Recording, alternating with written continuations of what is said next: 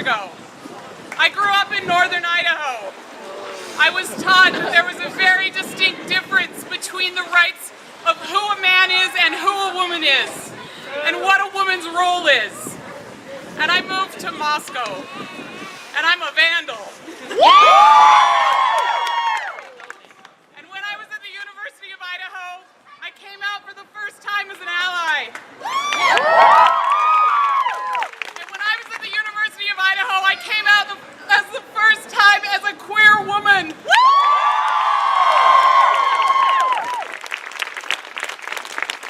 This is the community that taught me it's okay to be who I am. This is the community that taught me about safety and about loving one another and not giving a damn about somebody's sexual orientation. Yeah! And I'm going to be totally honest with you. The last few days I've been scared as hell because I'm terrified for my safety. I'm scared about being myself and being open. But you know what? That's not going to silence me.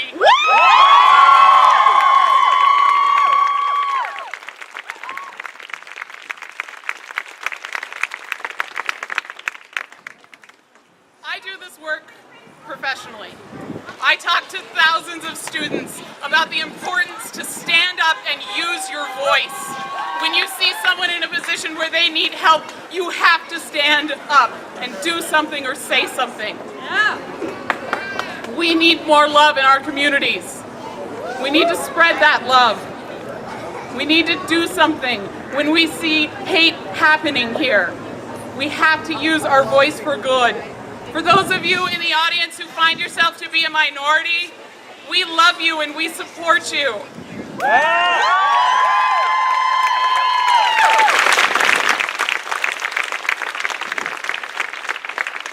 those of you who aren't, for those of you who are privileged enough to not have to have the fears that I have, we need your voices.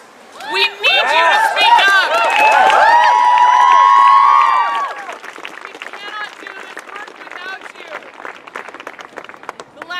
I'll say, you may have seen my sign, but when Hillary Clinton gave her concession speech, she said, "Fighting for what matters is worth it."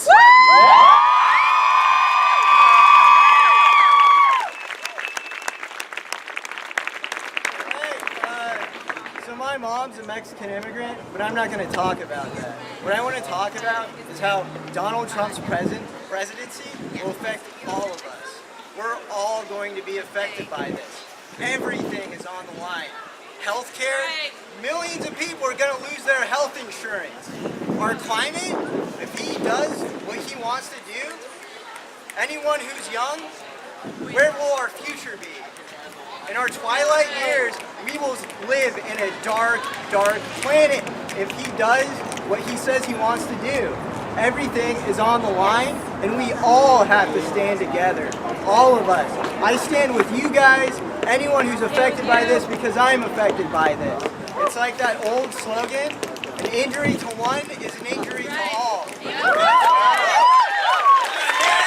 tyrant.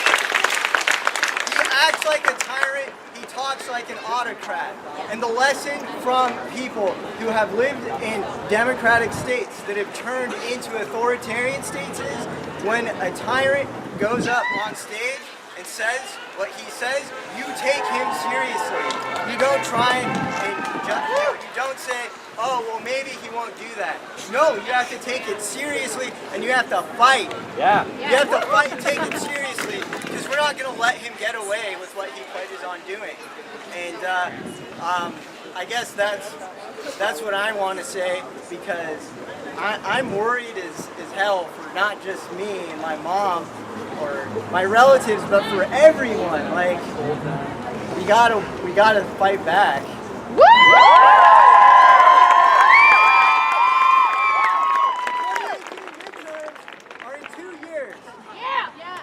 We got to take control of the local government, the state government, the federal government, every layer of the government to fight back against this fascist.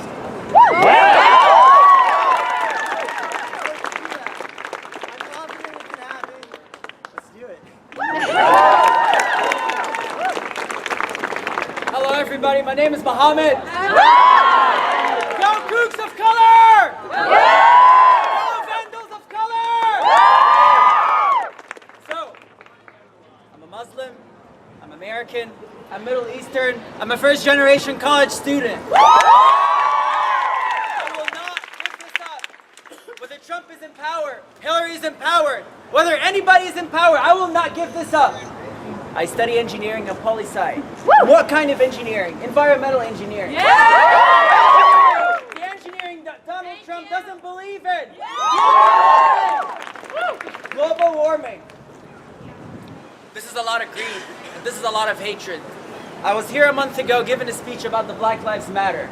And today, I never expected I will be here giving a speech about Donald Trump.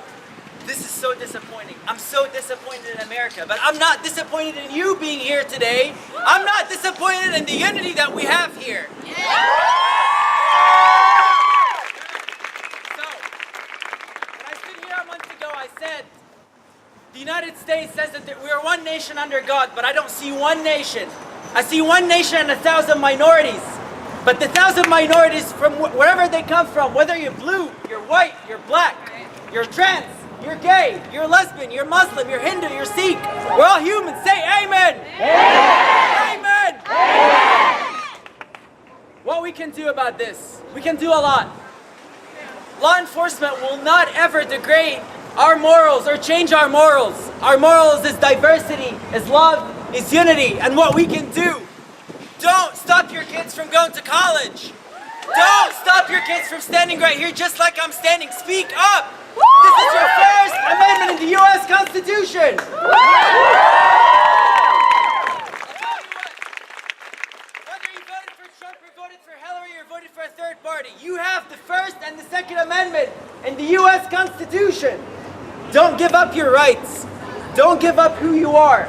I will not hide my name tag. I will put a bigger name tag, Mohammed, at work, in school. I had a dream ever since I was 7 to be an ambassador for the United States. I happened to master 4 languages before I turned 18. Why? Because I want to represent the United States. I want to have a better I want to work better on having a better foreign policy for the United States. Because we're so hated overseas. People don't know the great values we have in America. People don't know who we are. They see us through Hollywood. They see us through foreign policy that I'm not proud of. But I will change it, and I will not give this up. And with this sense of unity and morals, we will not give it up. And we will have a better America. Say amen. Amen. Amen. Amen. Go Kooks of Color. Go Vandals of Color. And my special thanks to the Moscow Police Department for protecting our First Amendment.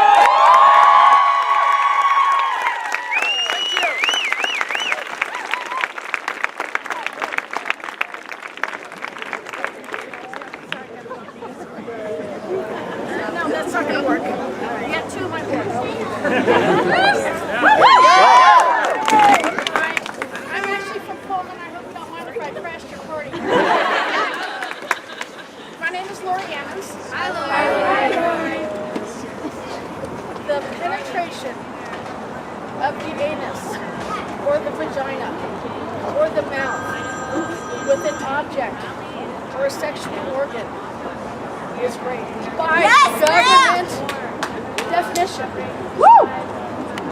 And I'm emotional because in 1998, my 78-year-old stepmother, white privileged woman who spent her life as a nurse at the VA taking care of World War II veterans and Vietnam-era veterans, was raped in the lobby of the building on the way to choir practice at the church.